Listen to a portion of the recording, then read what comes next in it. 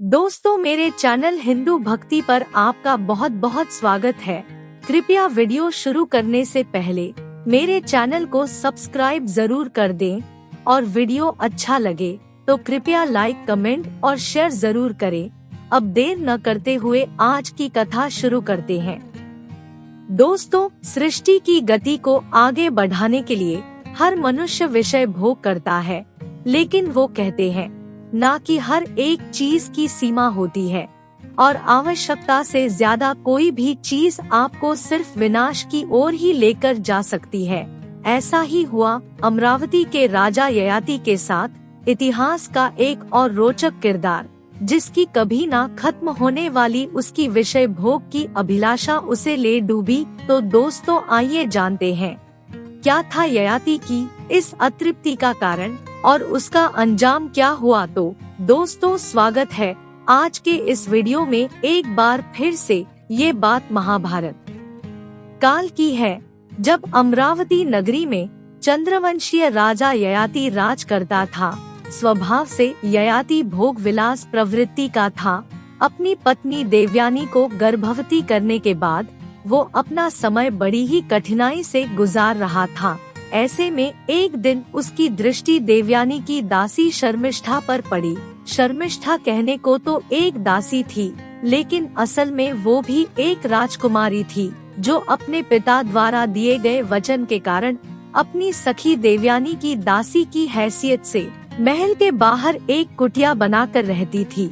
एक दिन उचित अवसर देखकर ययाति उसकी कुटिया में पहुंच गया और देखे तो शर्मिष्ठा भी कम नहीं थी। मन ही मन बदले की भावना को दबाए राजा की इस इच्छा को उसने पूरा कर दिया। ये पहली बार था जब ययाति ने अपनी पत्नी के भरोसे को तोड़ा था, लेकिन ये सिलसिला यही नहीं रुका। ययाति लगातार 3 वर्षों तक शर्मिष्ठा के साथ विषय भोग करता रहा, जिस दौरान उसने शर्मिष्ठा को 3 बार गर्भवती भी किया। फिर एक दिन रानी को इसकी भनक लगी और उसने क्रोधित होकर ये सारी बातें अपने पिता गुरु शुक्राचार्य को बताई। फिर क्या था, दैत्य गुरु ने क्रोध में आकर ययाति को शुक्रहीन अर्थात वृद्ध होने का श्राप दे दिया, जिसके असर से ययाति देखते ही देखते बूढ़ा हो गया।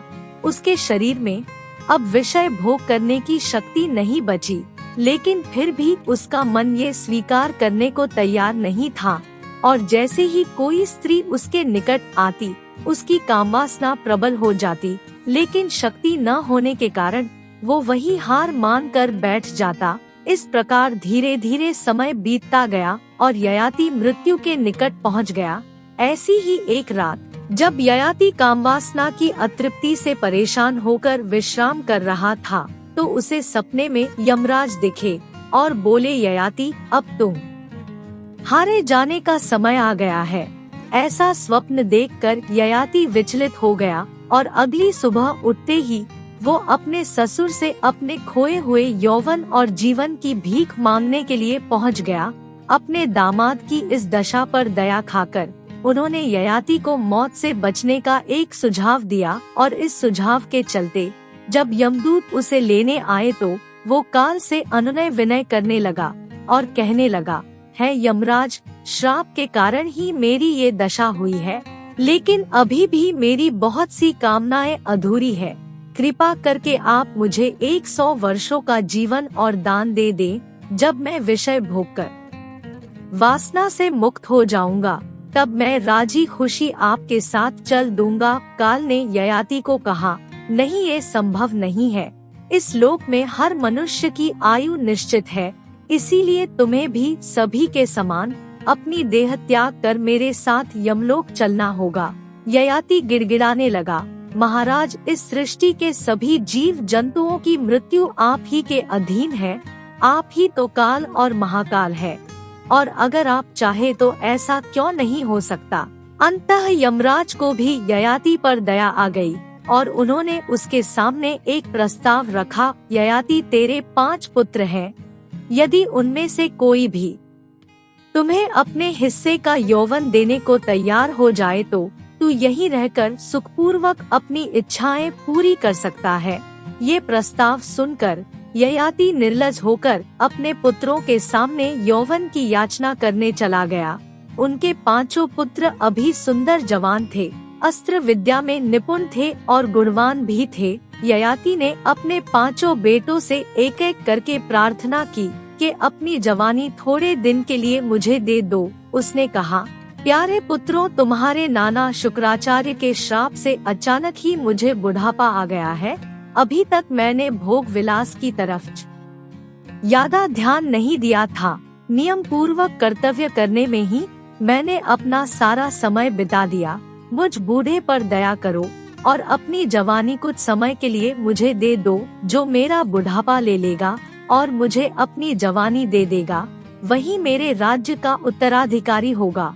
मैं उसकी जवानी लेकर कुछ दिन भोग विलास की इच्छा पूरी कर लेना चाहता हूँ। राजा की इस प्रार्थना के उत्तर में बड़े बेटे ने कहा, पिताजी, आप ये क्या मांग रहे हैं? अगर मैं आपको अपनी जवानी देकर आपका बुढ़ापा खुद ले लूँ तो नौकर चाकर और युवतियाँ मेरी हंसी नहीं उड़ आएंगे। ये मैं नहीं कर सकता। मुझसे ज्यादा आपको मेरे भाई से प्यार है, उसी से क्यों नहीं मांगते?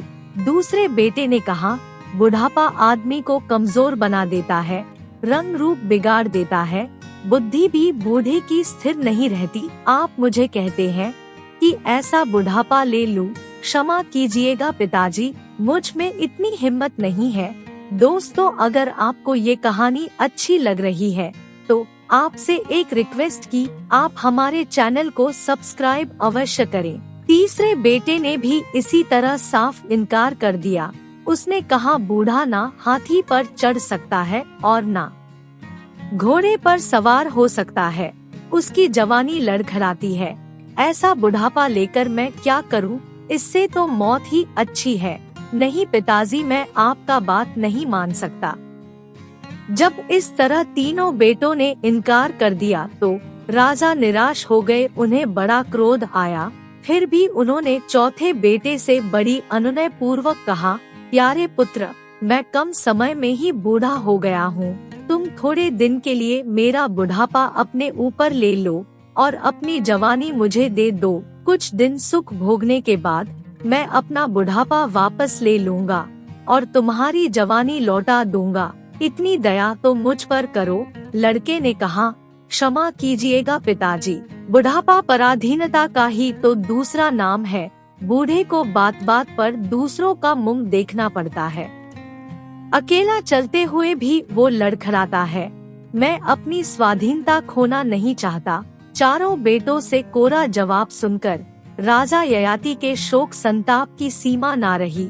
लेकिन फिर अंत में दासी शर्मिष्ठा से उत्पन्न हुए सबसे छोटे पुत्र पुरु के पास जाकर कहा, बेटा पुरु, तुमने कभी मेरी बात नहीं टाली, अब तुम ही मेरी रक्षा कर सकते हो। शुक्राचार्य के श्राप से मैं समय से पहले बूढ़ा हो गया हूँ। जरा देखो तो मेरे सारे शरीर पर झुर्रियाँ पड़ी है, शरीर कांप रहा है, बाल एकदम पक गए हैं। इतना उपकार अपने पिता पर करो कि मेरा बुढ़ापा कुछ समय के लिए ले लो और अपनी जवानी मुझे दे दो। मैं अपनी भोग विलास की प्यास बुझा लूं, फिर तुम्हें तुम्हारी जवानी वापस दे दूंगा। अपने भाइयों की तरह तुम भी कहीं मना ना कर देना। पिता की ये प्रार्थना सुनकर पुरु से ना रहा गया, उसका जी भर आया। उसने कहा, पिताजी, आपकी आज्ञा सर आंखों पर। मैं खुशी खुशी अपनी जवानी आपको दे देता हूँ और आपका बुढ़ापा तथा राज्य को संभालने का बोझ अपने ऊपर लेता हूँ। ये सुनते ही ययाति ने पुत्र को प्रेम से गले लगा लिया। उसका ये त्याग देखकर यमराज पुरु को समझाने लगे, हे पुत्र, तुमने अभी देखा ही क्या है? क्या तुम संसार के भोग को भोगने की इच्छा नहीं रखते? पुरु ने कहा, यमराज, सांसारिक भोगों की अति ठीक नहीं। मैं अपने पिता की हालत देखकर ये अंदाजा लगा सकता हूँ, अगर मैं भी इन आसक्तियों से आसक्त हो गया तो कल को मेरी भी यही दशा होगी। पुरु की इस दूरदर्शिता का सम्मान करते हुए यमराज ने उसका यौवन ययाति को लौटा दिया। पुत्र से प्राप्त यौवन से ययाति एक बार फिर अपनी अंधाधुंध कामवासना को पूरा करने में लग गया और कब इन सब में 100 वर्ष बीत गए उसे पता ही नहीं चला। फिर क्या था, एक बार फिर मौत उसके सामने आ खड़ी हुई, लेकिन पिछली बार की तरह इस बार भी ययाति काल से अनुनय विनय कर अपनी अतृप्त इच्छाओं का हवाला देने लगा और उसने एक बार फिर 100 वर्षों की आयु को प्राप्त कर लिया। ये 100 वर्ष भी ऐसे ही बीत गए और इस तरह करते करते मौत उसके सामने 9 बार आई, लेकिन उसे हर बार जीवनदान मिलता रहा।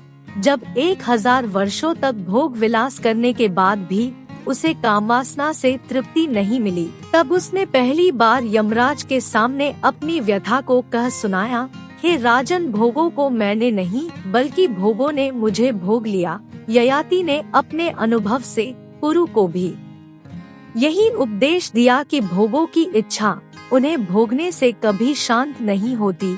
जिस तरह घी से आग और भड़कती है, इसी तरह इस पृथ्वी पर जितना भी धन, जो स्वर्ण, पशु तथा स्त्रियों हैं, वो सब भी एक पुरुष के लिए पर्याप्त नहीं। ऐसा कहकर ययाति अपना सारा राजपाट अपने पुत्र पुरु को सौंप अपनी दोनों रानियां सहित वन में चला गया।